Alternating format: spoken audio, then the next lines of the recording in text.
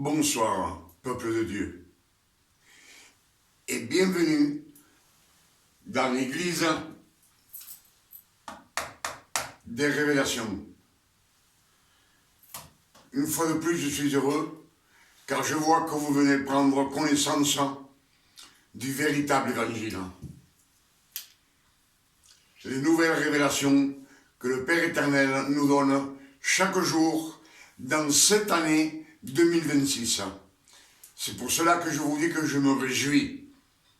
Les révélations nous viennent, comme je vous le dis toujours, des Saintes Écritures. Quand on lit la parole de Dieu, c'est Dieu lui-même, par sa bouche, qui nous parle. Cela nous est dit dans les Saintes Écritures. Jean 1, verset 1 nous dit qu'au commencement était la parole, et la parole était avec Dieu. Et la parole était Dieu. Et tout a été créé par la parole, par personne d'autre, rien que par la parole. Amen. C'est pour cela que Jean 1, verset 14 nous dit « Et la parole a été faite chair ». Dieu, le Père éternel, a pris la parole et il l'a faite chair. On sait que le Père éternel est omnipotent et il peut tout faire. Amen. Il a créé le ciel, la terre, les étoiles, le soleil, rien que par sa parole. Il a créé l'homme et la femme, tous les animaux de la terre, tous les oiseaux du ciel. Amen. Donc, ce qu'on va méditer ce soir, c'est que le Père éternel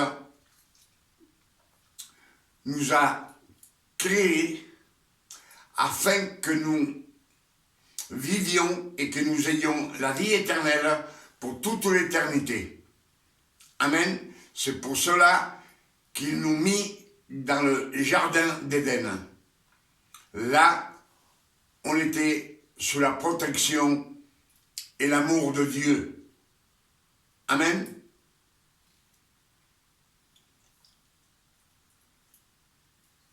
Pour cela, nous allons méditer les Saintes Écritures qui nous disent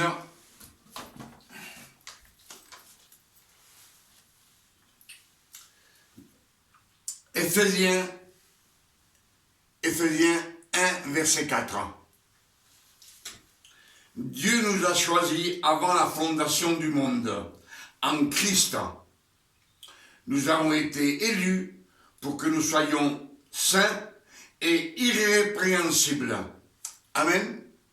Irrépréhensibles, que nous soyons saints, des saints et irrépréhensibles, c'est-à-dire que personne ne puisse nous montrer du doigt.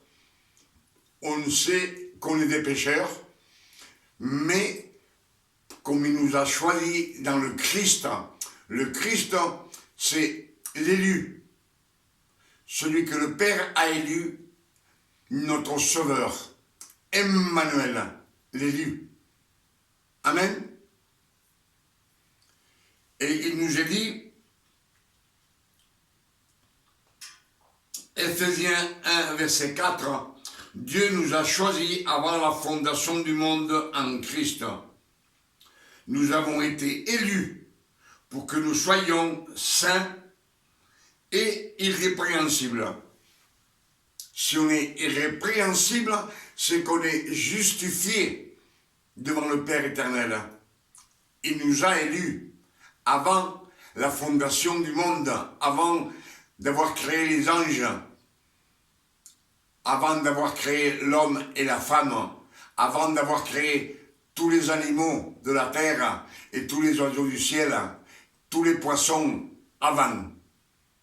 Donc, il nous a déjà élus il y a des millions d'années. Amen. Pour cela, ce que nous allons méditer ce soir, c'est quelques versets des Saintes Écritures qui nous disent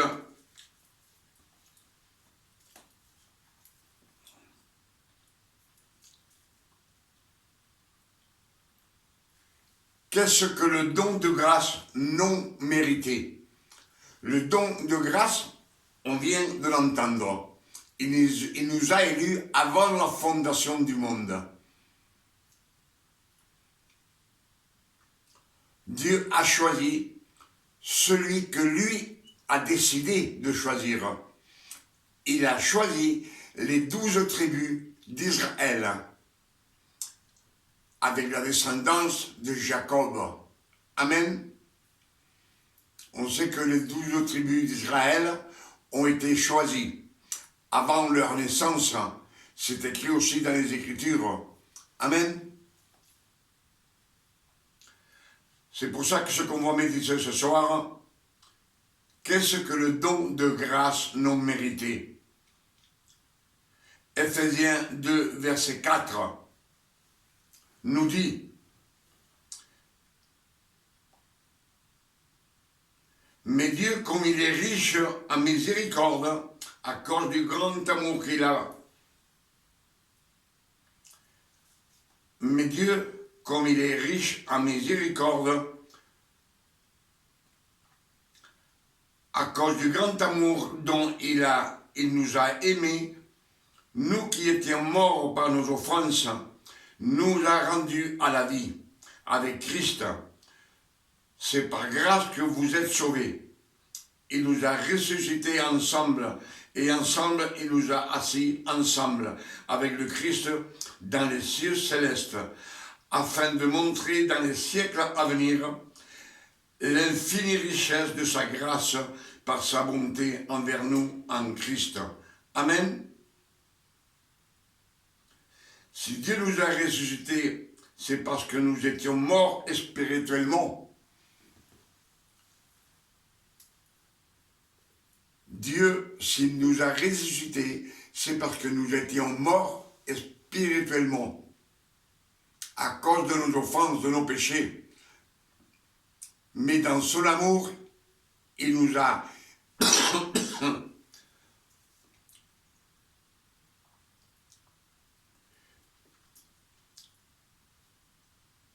Ephésiens 2, verset 4, on dit: mais Dieu, il est riche en miséricorde, à cause du grand amour dont il nous a aimés.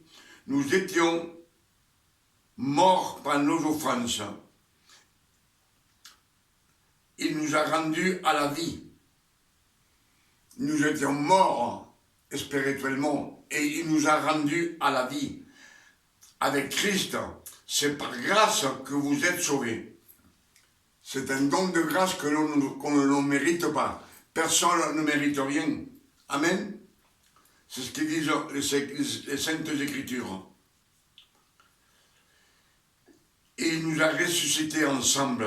Et ensemble, il nous a assis ensemble avec le Christ dans les cieux célestes, afin de montrer dans les siècles à venir, dans le futur, l'infinie richesse de sa grâce, par sa bonté envers nous en Christ. Donc, dès le commencement, il nous dit qu'il nous a, avant la fondation du monde, il nous a élus en Christ. Christ veut dire élu. C'est lui l'élu. Et comme cet homme a été élu, c'est par lui que nous devons être sauvés.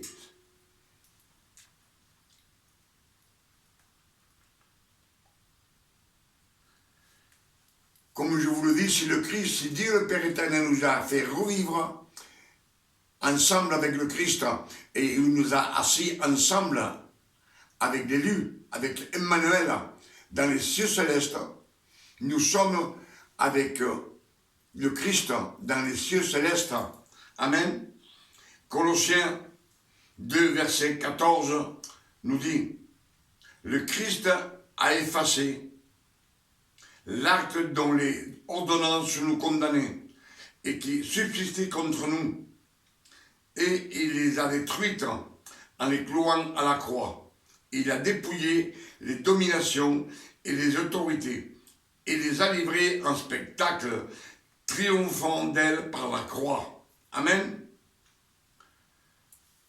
Toutes les condamnations qu'on avait sur nous, toutes nos dettes, les malédictions qu'il y avait sur notre âme, nos iniquités, nos transgressions, tout cela a été effacé sur la croix du calvaire. Amen.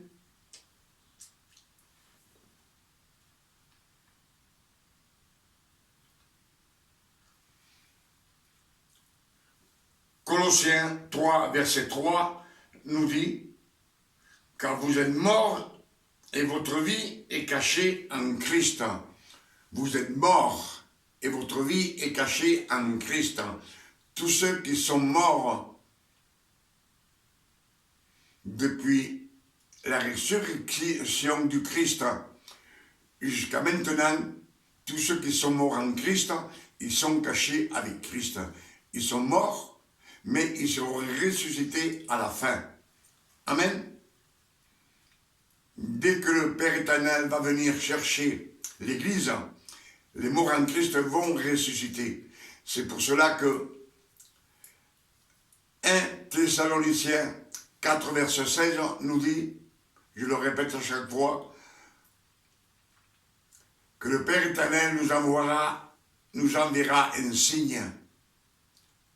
Et à la voix d'un archange et au son de la trompette de Dieu, il descendra. Il descendra. Et les morts en Christ ressusciteront. Et nous, les fils de Dieu, ceux qui resteront, nous sommes vivants, on n'est pas morts. On aura en un clin d'œil un corps incorruptible. Et nous rejoindrons ensemble avec ceux qui sont ressuscités en Christ. Nous partirons ensemble dans les cieux célestes pour vivre avec le Père éternel pour toute l'éternité. Amen. Les Écritures, quand on les médite, on voit bien qu'elles sont claires. Elles sont claires. S'il nous a choisis avant la fondation du monde, Dieu avait déjà fait son choix. Amen.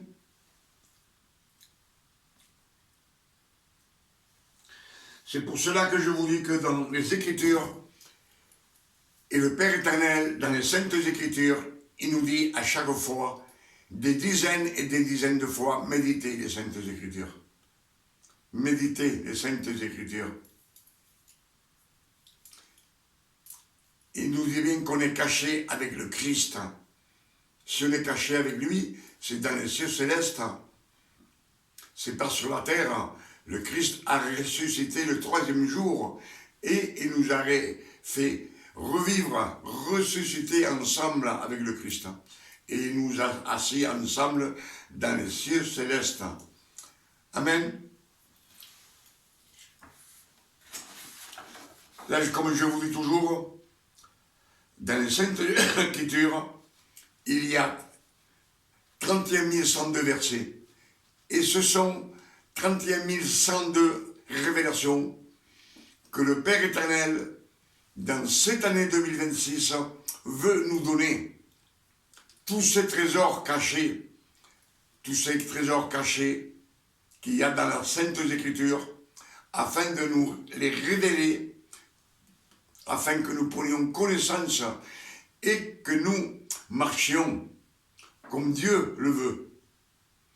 Non comme nous on veut, comme lui l'a décidé. C'est pour cela qu'il nous dit toujours méditer les Écritures, cherchez et vous allez trouver, demandez, vous allez recevoir, frappez et on va vous ouvrir. Amen. Si je vous dis cela, c'est parce que 1 Corinthiens 10, verset 11 nous dit « Toutes choses sont arrivées pour nous servir d'exemple. Cela a été écrit pour notre instruction, pour que nous ne soyons pas ignorants et qu'on connaisse toutes les Écritures, Pour cela, et on doit les méditer. Nous qui sommes arrivés à la fin des siècles, la fin des siècles, c'est maintenant. Vous savez qu'on est en 2025. On est rentré dans le 7e millénaire, je l'ai dit beaucoup de fois, les 6000 années du Jardin d'Éden jusqu'à aujourd'hui se sont écoulées. Et nous sommes rentrés dans le 7e millénaire. C'est pour cela que le Père éternel, dans cette année 2026, il nous a encore ouvert les portes du ciel, afin que nous reçussions les nouvelles révélations que le Père éternel nous donne chaque jour dans cette année 2025, et que nous les mémorisions et que nous les prêchions à toute personne qui veut l'entendre. Nous, on jette la semence et le Père éternel la bénit. Amen. Excusez-moi, j'ai chaud.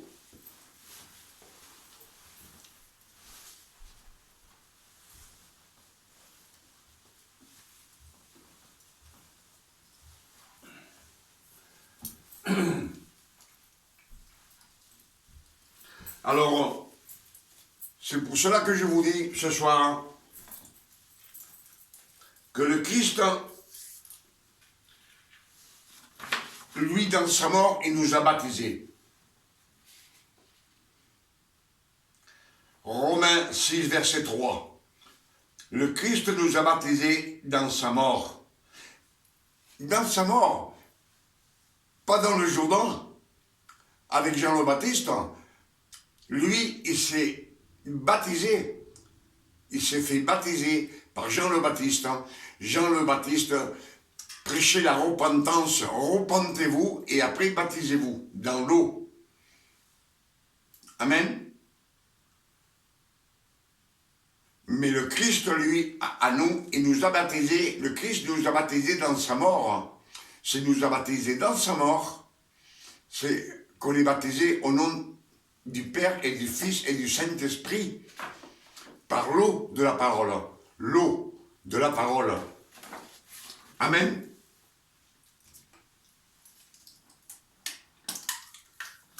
Et c'est tout ce qui est écrit, a été écrit pour notre exemple, afin qu'on ne fasse pas les mêmes erreurs que les 12 tribus d'Israël ont fait, malgré les miracles que le Père éternel faisait pour eux, toutes les bénédictions qu'il leur donnait, ils se plaignaient toujours, ils murmuraient contre Moïse, contre Aaron et contre le Père éternel lui-même. Amen. Santé.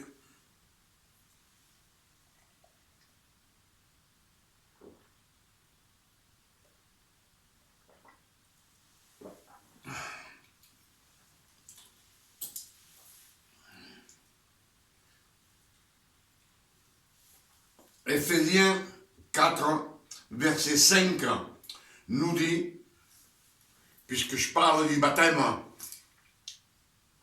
Éphésiens 2, excusez-moi, Éphésiens 4, verset 5 nous dit, il y a un seul Dieu, une seule foi et un seul baptême. Un seul baptême. Amen. S'il y a un seul Dieu, c'est que le Père éternel a choisi un homme sur la terre, Emmanuel, l'élu, et comme je vous ai dit, si l'eau que je vous montre représente Dieu, le Père éternel, Dieu, la parole et le Saint-Esprit. Si je le mets dans ce récipient, c'est toujours Dieu qui est dans le verre. Dans ce récipient, c'est toujours Dieu. Mais le Père éternel n'a pas mis tout son pouvoir sur cet homme. Et il nous le dit franchement. Il nous dit que la parole a été faite chair. Il a la parole. Il se baptise. Emmanuel, il a le Saint-Esprit qui descend sur lui comme une colombe. Et dans les Écritures, il nous a dit qu'il lui fait don d'être la lumière du monde. La lumière du monde. La lumière, c'est la parole. La parole, c'est celle qui nous éclaire, qui nous donne la vie éternelle. En méditant les Écritures, c'est la parole. Amen. Dans les Écritures, tout ce qui est écrit, c'est la vérité. Ça, on le sait.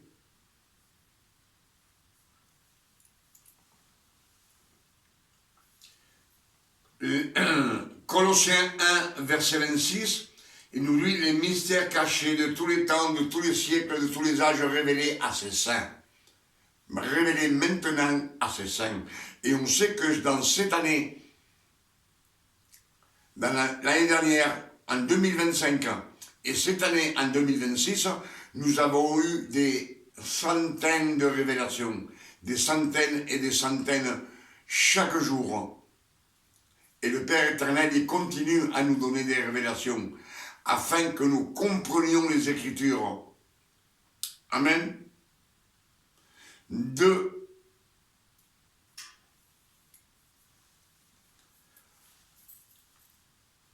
Je ne m'en souviens pas.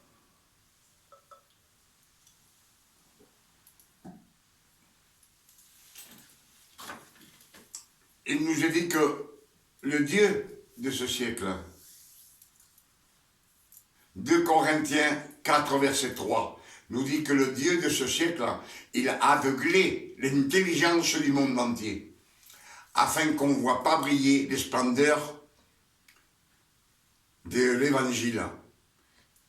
Les splendeurs de l'Évangile qui est la grâce de notre Seigneur Emmanuel, l'élu, par la gloire du Père éternel. Amen. Et il nous dit bien, si votre Évangile est voilé, il est voilé pour ceux qui périssent. Je l'ai répété beaucoup de fois. Si on lit les Écritures et on n'a pas de révélation, qu'on le lit comme ça serait un livre quelconque, un conte de fées, les révélations, ils sont cachés dedans. Les trésors cachés dans la Bible. Amen. Vous savez, pour trouver l'or, il faut creuser. On sait que les mineurs, ils creusent, ils trouvent une pépite d'or. Après, une autre pépite de l'or. C'est comme ça qu'ils s'enrichissent.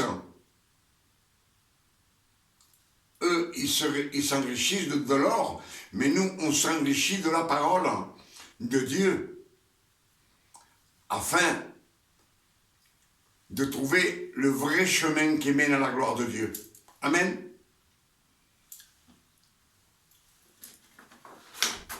On voit que Matthieu 6, verset 23 nous dit « Cherchez la justice de Dieu et tout vous sera donné par-dessus. » Tout sera donné par-dessus.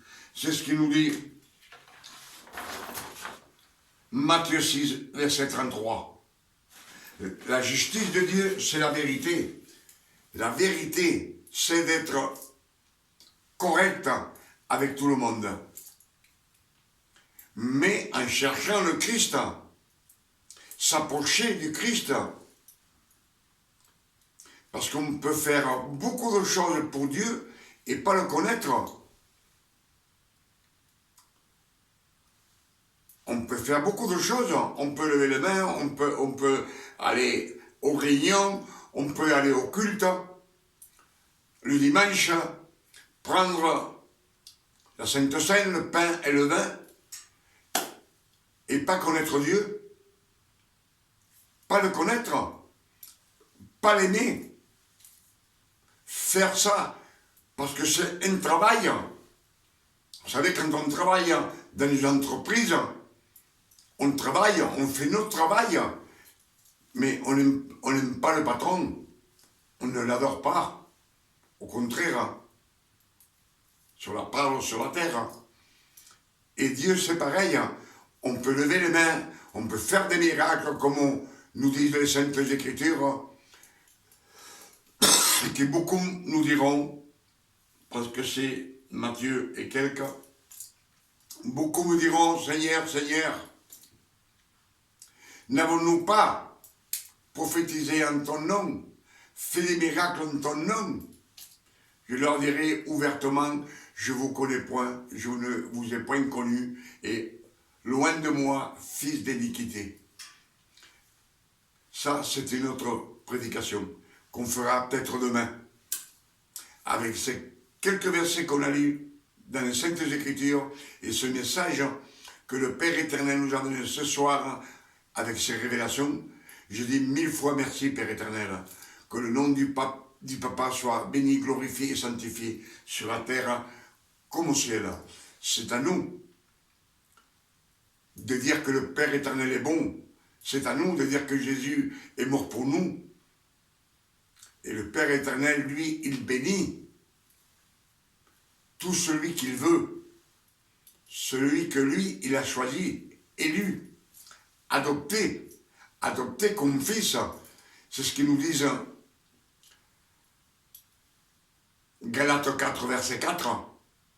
Quand les temps furent accomplis, le Père éternel envoya le Christ, né d'une femme, né sous la loi, afin que lui accomplisse toute la loi et qu'il rachète tous ceux qui sont sous la loi.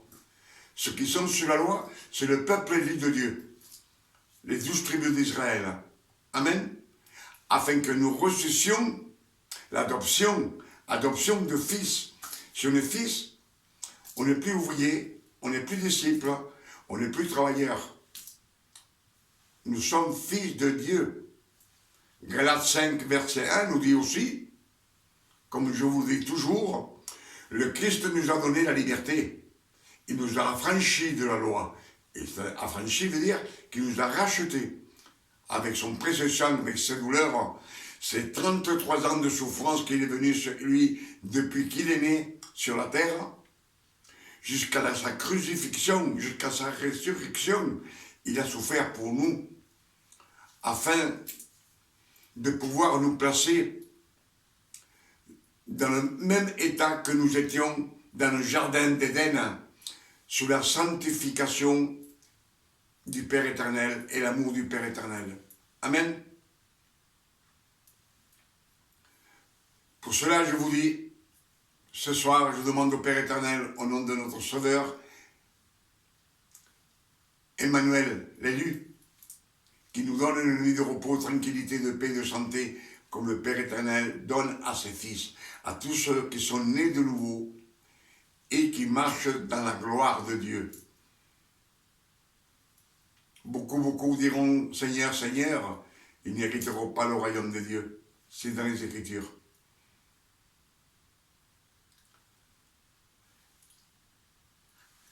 Je vous invite ce soir, on est jeudi 22 janvier 2026. Et les révélations tombent chaque jour. Les révélations tombent chaque jour, afin que nous les prêchions au monde entier et que le monde entier sache la vérité. Pour cela, je vous invite à venir demain dans l'église des révélations. Que vous mémorisiez tous ces messages et vous les prêchiez à qui vous pouvez parler un petit moment avec eux. Amen.